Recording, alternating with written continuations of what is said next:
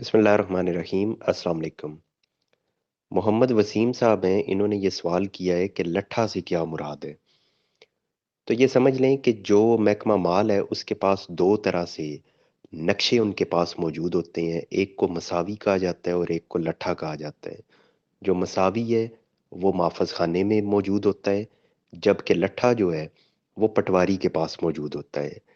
ये बेसिकली ये है कि एक कपड़े का बड़ा सा टुकड़ा होता है, लट्ठा जिसे बोला जाता है।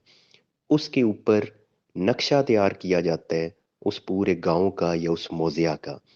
छोटे छोटे बॉक्सेस की सूरत में वो एक पूरा नक्शा होता है। हर बॉक्स के अंदर खसरा नंबर लिखा होता है और उसकी साइड्स, जो चारों साइड्स हैं, वो साथ में मेंशन होती हैं कि इसकी लंबाई चौड़ाई क्या है।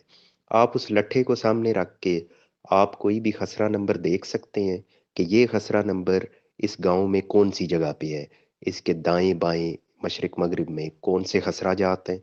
और जो मखसूस खसरा आप चेक करना चाहते हैं तो आपको पता चल जाता है कि इसकी लंबाइयाँ चौड़ाइयाँ क्या हैं, और उनकी बेस पे आप उसका रकबा भी निकाल सकते हैं।